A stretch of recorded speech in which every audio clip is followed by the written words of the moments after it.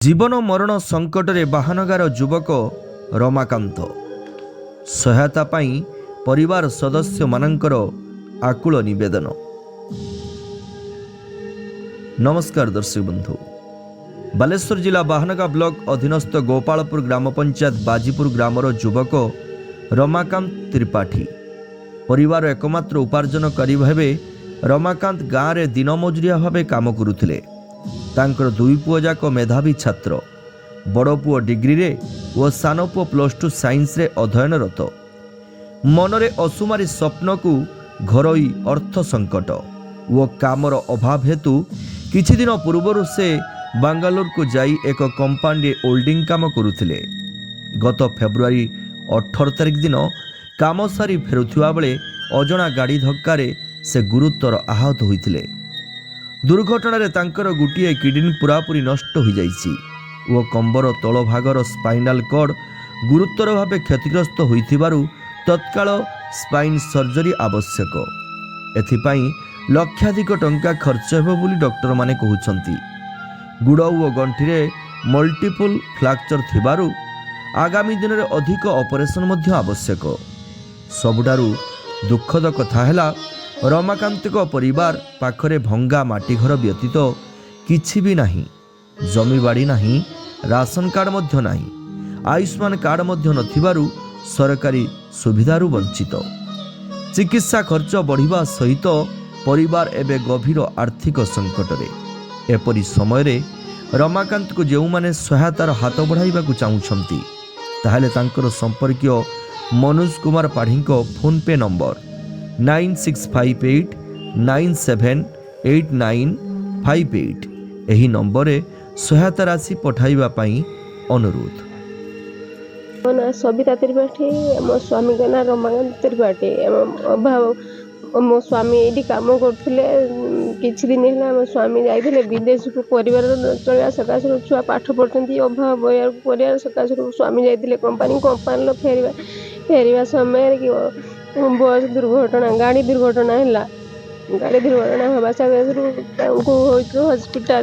Hospital नेले देह एक बहुत असुस्थ रही, बहुत गुरुतर अच्छी। बहुत लक्ष टंका दरकार, टंका खर्च करने सुस्थ हाँपाई आम पाखे गोटे टंकाटे ना। आपण मैंने ओडावासी किसी साहाଯ୍य हो पारे, टंका देने से सुस्थ हो पारे, आम परिवार भी चढ़ी पार। लेबर कार्ड अच्छी, रेशन कार्ड आमर ना, कौन आयुष्मान कार्ड भी ना। हाथ सहायता किसी टंकाटा देले स्वामी जीवन सुस्थ हे, आम परिवार भी चली पार, स्वामी भी नुआ जीवन पाई पारे, सी पुणी काम करें।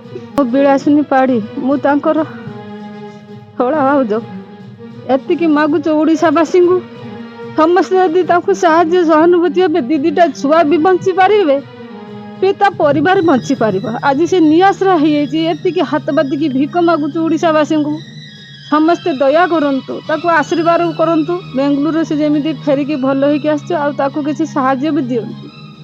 एति मोर प्रार्थना, ता संसार दीदीटा छुआ भल बढ़ुले किंतु किछि ता पाखर नाही। एबे से आज अभाव अनटन जुगुरु आज से बाहर को गला, न ये से लोकंकर दिन मजूरी खटिकी ता संसार को चलैथिला। आज किछि भी नहीं ता पाखर, केमिति से बंचिबो, ताकू साहाଯ୍य हुंतु। ओडिशावासी ताकू साहाଯ୍य हुंतु। मैं एतिकी भिक्षा मागुछु, आ कोन कहबी, तो दुखर विषय कहबा बड़ी आ शक्ति नाही। प्रशांत त्रिपाठी, बापा ना रमाकांत त्रिपाठी। बापा घरे काम करथिले, काम करथिला बेले जेतले पैसा किछि खुलेलानी, हम पाठ पढ़िया पई मध्ये असुविधा होला। कि बापा हम कथा बुझी बेंगलुरु को गले। बेंगलुरु रे जेतले काम करथिले, बेंगलुरु जेतले काम करथिले फेरुथिले, सेणु एक गाड़ी आसी धक्का देला। सकाळ आमे खबर सुनला कांदी पकेलु। डॉक्टर कहले जे किडनी नष्ट हो, गुड़ भांगी, मेरुदंड भांगी कहले, एवं एबे से हॉस्पिटल अच्छा जीवन मरण सहित संघर्ष कर। डॉक्टर कहते 10 लाख टका दरकार, ତାଙ୍କର କିଡନୀ କାଢ଼ିବା ପାଇଁ ଏବଂ ମେରୁଦଣ୍ଡ ଅପରେସନ୍ ପାଇଁ ଆଉ ଗୋଡ଼ ଭାଙ୍ଗି ଯାଇଛି, ଅପରେସନ୍ ପାଇଁ 10 ଲକ୍ଷ ଟଙ୍କା ଦରକାର। ବେଙ୍ଗଲୋର କେହି ଯାଇଛନ୍ତି ପରିବାର ତରଫରୁ? ମୋ ନନା ଆଉ ଜେଜେମା ଯାଇଛନ୍ତି। କୋଉ ହସ୍ପିଟାଲ ଅଛି ବେଙ୍ଗଲୋର? ବେଙ୍ଗଲୋରରେ ନାରାୟଣ ହସ୍ପିଟାଲରେ ଅଛନ୍ତି। ଓଡ଼ିଶାବାସୀଙ୍କୁ କଣ କହିବେ? ଓଡ଼ିଶାବାସୀଙ୍କୁ କହିବି ଯେ ଦୟାକରି ହେଲେ ବାପାଙ୍କୁ ସାହାଯ୍ୟ କରନ୍ତୁ, ଯେହେତୁ ଆଗକୁ ଆମେ ବଢ଼ିପାରିବୁ। ବାପା ଆମ କଥା କେତେ ବୁଝନ୍ତି, ତାଙ୍କର ସ୍ୱପ୍ନ ଥିଲା ଭଲ ମଣିଷ ହେବି ମୁଁ କେମିତି।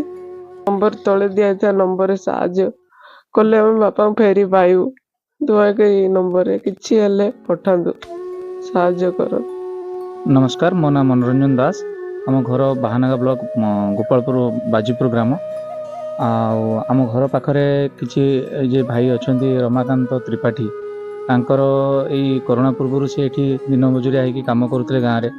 ଆଉ କରୋନା ପରେ ପରେ ତ ସେଠି ଆଉ ଯାଇପାରିଲେନି ବାହାରକୁ, ଆଉ ଇଏ କଲେନି। ତାଙ୍କର ଏଣେ ଛୁଆ ବି ଦୁଇଟା, ପୁଅ ଛୋଟ ଛୋଟ ପିଲା ଦୁଇଟା ପାଠ ପଢ଼ୁଛନ୍ତି। ଆଉ ଏଇ କିଛି ଦିନ ହେବ ସେ 15-16 ଦିନ ହେବ ସେ ଯାଇଥିଲେ ବେଙ୍ଗଲୋରକୁ ଦାଦନ ପରିଶ୍ରମ କରି ନିଜକୁ ଘରର ଗୁଜୁରାଣ ମେଣ୍ଟାଇବା ପାଇଁ। ଆଉ ତାଙ୍କର ହଠାତ୍ ସେ କାମର ଫେରିଲା ବେଳେ ତାଙ୍କୁ ଗୋଟେ ଅଜଣା ଗାଡ଼ି ଧକ୍କାରେ ତାଙ୍କର ସ୍ପାଇନାଲ କର୍ଡ ମୋର ଫ୍ରାକ୍ଚର ହେଇଛି, କିଡ଼ନୀ ଗୋଟେ ନଷ୍ଟ ହେଇଯାଇଛି, ଆଉ ଗୋଡ଼ରେ 2 ଜାଗା ମଧ୍ୟ ବୋନ୍ ଫ୍ରାକ୍ଚର ହେଇଛି। ଆଉ ବର୍ତ୍ତମାନ ତ ଲକ୍ଷ ଲକ୍ଷ ଟଙ୍କାର ଆର୍ଥିକ ସହାୟତା ଦରକାର, କିନ୍ତୁ ତାଙ୍କ ଘରର ତ ଆପଣ ପରିସ୍ଥିତି ଦେଖିପାରୁଥିବେ ମୋ ପଛରେ। ତାଙ୍କ ଘର କେଉଁ ଭଳି ଅବସ୍ଥାରେ ରହିଛି। ସେମାନଙ୍କର ନିଜର ନା ରାସନ କାର୍ଡ଼ଟେ ଅଛି, ନା ଆମର ସ୍ୱାସ୍ଥ୍ୟ କାର୍ଡ଼ ଆୟୁଷ୍ମାନ କାର୍ଡ଼ଟେ ଅଛି। କୌଣସି ପ୍ରକାର ସୁବିଧା ସେ ପାଇପାରିବେ ନାହିଁ। କିନ୍ତୁ ଆମେ ଯଦି ସମସ୍ତେ ଏକଜୁଟ ହେଇ ତ କିଛି ବି ଅଳ୍ପ ବି ହଉ, ଟଙ୍କାଟେ ବରଞ୍ଚ ହଉ, କିଛି ନହେଲେ ତାଙ୍କ ମେଡ଼ିକାଲ ଖର୍ଚ୍ଚ ପାଇଁ ବର୍ତ୍ତମାନ ଆମେ ସହାୟତାର ଯଦି ହାତ ବଢ଼ାଇବା, ତାହେଲେ ହୁଏତ ସେ ଆଜି ସୁସ୍ଥ ହେଇକି ଫେରି ଆସିପାରିବେ ଆମ ପାଖକୁ, ଅବା ତାଙ୍କ ପରିବାରଟାକୁ ସେ ପୁଣି ଚଳେଇ ପାରିବେ।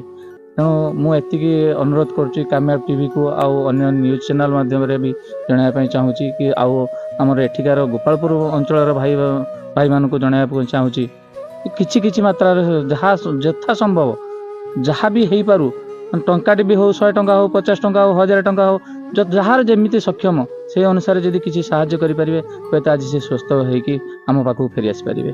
ଆପଣଙ୍କର ସହଯୋଗ ଗୋଟିଏ ଜୀବନକୁ ବଞ୍ଚାଇବାରେ ସହାୟକ ହେବ। ଆମେ ମଧ୍ୟ ନିବେଦନ କରୁଛୁ ସମସ୍ତ ଦର୍ଶକ ବନ୍ଧୁମାନଙ୍କୁ, ସେମାନେ ଯଥାସମ୍ଭବ ଟଙ୍କାଟେ ହେଲେଟିଏ ମଧ୍ୟ ସେଇ ଫୋନ୍ପେ ନମ୍ବରରେ ସାହାଯ୍ୟ କରନ୍ତୁ। ଆପଣଙ୍କ ସହଯୋଗରେ ଗୋଟିଏ ପରିବାରରେ ହସ ଫୁଟି ପାରିବେ।